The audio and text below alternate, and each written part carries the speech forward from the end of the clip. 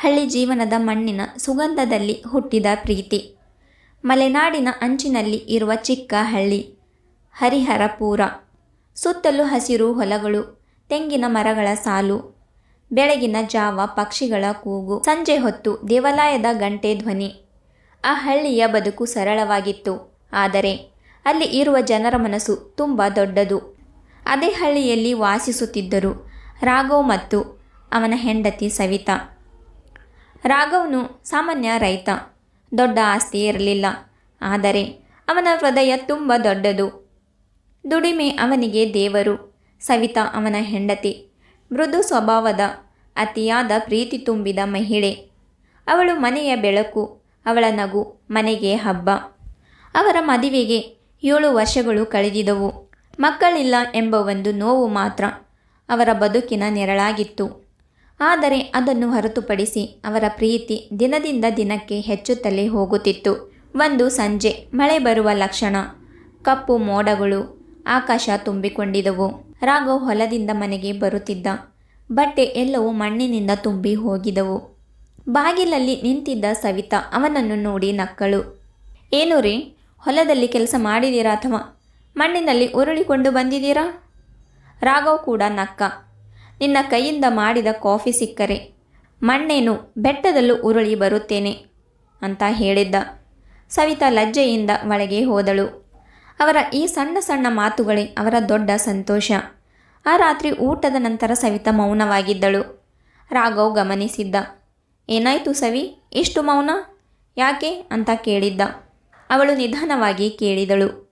ನಮ್ಮ ಜೀವನ ಹೀಗೇನೇ ಇರುತ್ತಾ ರಾಘವ್, ಮಕ್ಕಳಿಲ್ಲದೆ ಅಂತ ಕೇಳಿದಳು. ಆ ಪ್ರಶ್ನೆಯಲ್ಲಿ ಅವಳ ಕಣ್ಣೀರು ಮಿನುಗಿತ್ತು.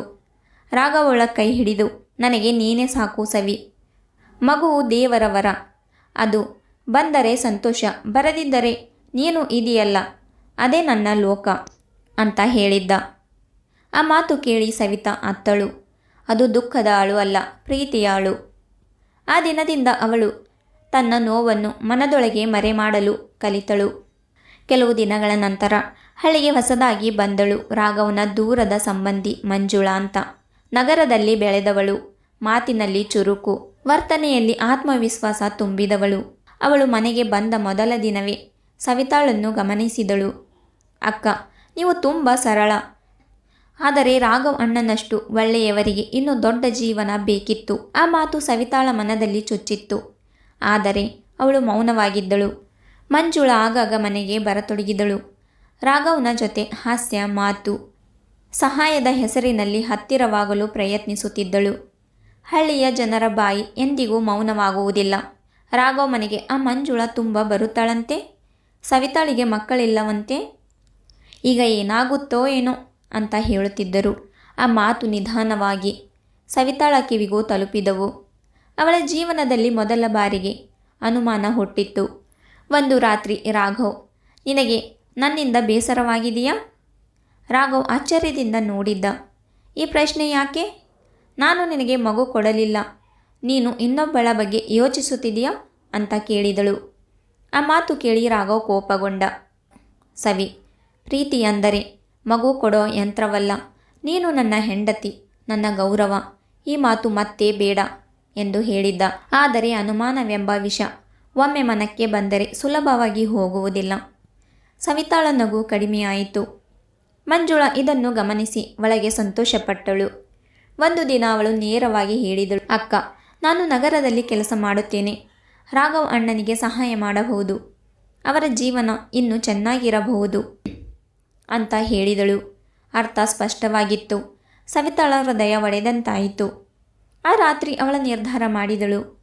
ನಾನು ಇಲ್ಲಿಂದ ಹೋಗಬೇಕು. ನನ್ನ ಕಾರಣಕ್ಕೆ ಅವನ ಬದುಕು ಅಪೂರ್ಣವಾಗಬಾರದು. ಬೆಳಗಿನ ಜಾವ ಒಂದು ಚಿಕ್ಕ ಪತ್ರ ಬರೆದು ಅವಳು ಮನೆ ಬಿಟ್ಟು ಹೊರಟಳು. ಪತ್ರದಲ್ಲಿ ಬರೆಯಲಾಗಿತ್ತು, ರಾಘವ್, ನೀನು ನನಗೆ ಕೊಟ್ಟ ಪ್ರೀತಿಗೆ ನಾನು ಸದಾ ಋಣಿ. ಆದರೆ ನಾನು ನಿನ್ನ ಬದುಕಿಗೆ ಅಡ್ಡಿಯಾಗಬಾರದು. ನಿನಗೆ ಸಂಪೂರ್ಣ ಸಂತೋಷ ಬೇಕು. ಅದಕ್ಕಾಗಿ ನಾನು ದೂರ ಹೋಗುತ್ತಿದ್ದೇನೆ. ಕ್ಷಮಿಸು, ನಿನ್ನ ಸವಿ ಅಂತ ಬರೆದಿದ್ದಳು. ರಾಘವ್ ಮನೆಗೆ ಬಂದು ಪತ್ರ ಓದಿದ್ದ. ಅವನ ಕೈಗಳು ನಡುಗಿದವು. ಸವಿ?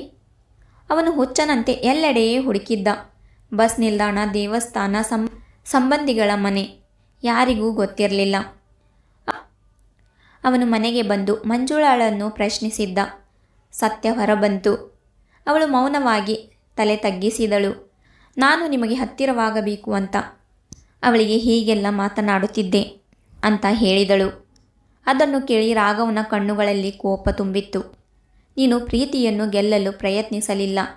ಒಬ್ಬ ಹೆಂಗಸಿನ ಮನಸ್ಸನ್ನು ಒಡೆಯದೆಯೇ ನನ್ನ ಸವಿ ಹೋದಳು. ಇದಕ್ಕೆ ನೀನೇ ಕಾರಣ. ಮಂಜುಳಾ ಅತ್ತಳು. ಆದರೆ ಈಗ ತಡವಾಗಿತ್ತು. 3 ತಿಂಗಳು ಕಳೆದವು. ರಾಘವ್ ಸವಿತಾಳ ನೆನಪಿನಲ್ಲಿ ಕರಗುತ್ತಿದ್ದ. ಮನೆ ಖಾಲಿ. ಅಡಿಗೆ ಮನೆಯ ನಿಶಬ್ದ. ಅವಳ ನಗು ಇಲ್ಲ. ಒಂದು ದಿನ ಹಳ್ಳಿಯ ಹಳೆಯ ಅಜ್ಜಿ ಹೇಳಿದಳು, ನಾನು ಸವಿತಾಳನ್ನು ಪಟ್ಟಣದ ದೇವಸ್ಥಾನದಲ್ಲಿ ನೋಡಿದಂತೆ ಅನಿಸಿತ್ತು ಅಂತ ಹೇಳಿದಳು. ಅವನು ತಕ್ಷಣ ಪಟ್ಟಣಕ್ಕೆ ಹೋದ. ದೇವಾಲಯದ ಮೆಟ್ಟಿಲುಗಳಲ್ಲಿ ಕುಳಿತಿದ್ದಳು ಸವಿತಾ. ಸರಳ ಸೀರೆ, ದಣಿದ ಮುಖ, ಆದರೆ ಅದೇ ಕಣ್ಣುಗಳು. ರಾಘವ್ನನ್ನು ನೋಡಿ ಅವಳು ಗಾಬರಿಯಾದಳು. ನೀನು ಇಲ್ಲಿ? ರಾಘವ್ ಅವಳ ಮುಂದೆ ಮಣಿಕಾಲ ಊರಿದ್ದ. ನೀನು ನನ್ನನ್ನು ಬಿಟ್ಟು ಹೋಗುವಷ್ಟು ನಾನು ಕೆಟ್ಟವನಾಗಿದ್ದೇನಾ ಅಂತ ಕೇಳಿದನು. ಅದನ್ನು ಕೇಳಿ ಸವಿತಾಳ ಕಣ್ಣೀರು ಹರಿಯಿತು. ನಿನ್ನ ಸಂತೋಷಕ್ಕಾಗಿ ಹೋದೆ ಅಂತ ಹೇಳಿದಳು. ನನ್ನ ಸಂತೋಷ ನೀನೆ ಎಂದು ಎಷ್ಟು ಬಾರಿ ಹೇಳಬೇಕು ಅಂತ ಅವನು ಹೇಳಿದ್ದ. ಅವಳು ಅತ್ತಳು. ನನಗೆ ಭಯವಾಗಿತ್ತು. ನನಗೂ ಇದೆ ಸವಿ, ನಿನ್ನನ್ನು ಕಳೆದುಕೊಳ್ಳುವ ಭಯ. ಆ ದೇವಾಲಯದ ಮೆಟ್ಟಿಲುಗಳ ಮೇಲೆ ಇಬ್ಬರು ಅತ್ತರು. ವರ್ಷಗಳ ನೋವು, ಕಣ್ಣೀರು ಹೊರಬಂದವು. ರಾಘವ್ ಅವಳ ಕೈ ಹಿಡಿದ. ಮನೆಗೆ ಬಾ, ಮನೆಗೆ ಬೆಳಕು ಬೇಕು. ಸವಿತಾ ನಿಧಾನವಾಗಿ ತಲೆ ಆಡಿಸಿದಳು. ಮನೆ ಮತ್ತೆ ನಗತೊಡಗಿತ್ತು.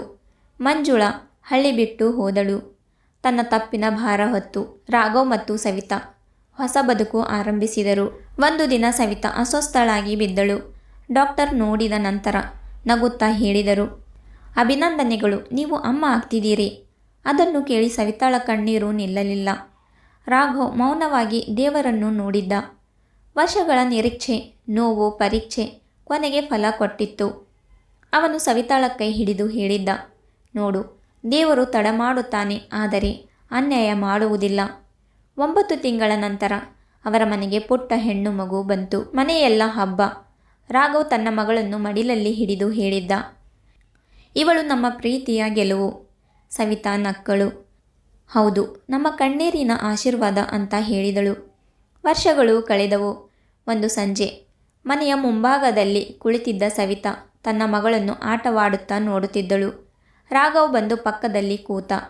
ಏನು ಯೋಚನೆ ಅಂತ ಕೇಳಿದ್ದ. ಅವಳು ಮೃದುವಾಗಿ ನಕ್ಕಳು. ಜೀವನ ಎಷ್ಟು ಪರೀಕ್ಷೆ ತೆಗೆದುಕೊಂಡರೂ ನಿಜವಾದ ಪ್ರೀತಿ ಇದ್ದರೆ ಮನೆ ಉಳಿಯುತ್ತದೆ ಅನ್ನುವುದು ಅಂತ ಹೇಳಿದಳು. ರಾಘವ್ ಅವಳ ಕೈ ಹಿಡಿದು, ಗಂಡ ಹೆಂಡತಿ ಅಂದರೆ ಕೇವಲ ಸಂಬಂಧ ಅಲ್ಲ, ಅದು ಒಬ್ಬರ ನೋವನ್ನು ಇನ್ನೊಬ್ಬರು ಹೊರುವ ಪ್ರತಿಜ್ಞೆ ಅಂತ ಹೇಳಿದ್ದ. ಸೂರ್ಯ ಅಸ್ತಮಿಸುತ್ತಿದ್ದ.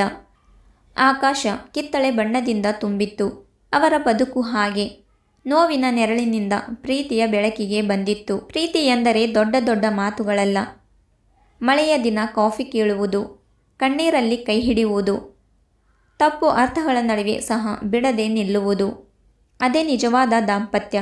ಅದೇ ಗಂಡ ಹೆಂಡತಿಯ ಸಂಬಂಧ. ಅದೇ ಜೀವನದ ಅರ್ಥ ಅಂತ ಹೇಳಿಕೊಟ್ಟಿದರು. ಸ್ನೇಹಿತರೆ, ಕತೆ ಇಷ್ಟವಾದರೆ ಲೈಕ್, ಶೇರ್ ಆ್ಯಂಡ್ ಸಬ್ಸ್ಕ್ರೈಬ್ ಮಾಡಿ. ಮತ್ತೆ ಸಿಗೋಣ ಇನ್ನೊಂದು ಕಥೆಯೊಂದಿಗೆ.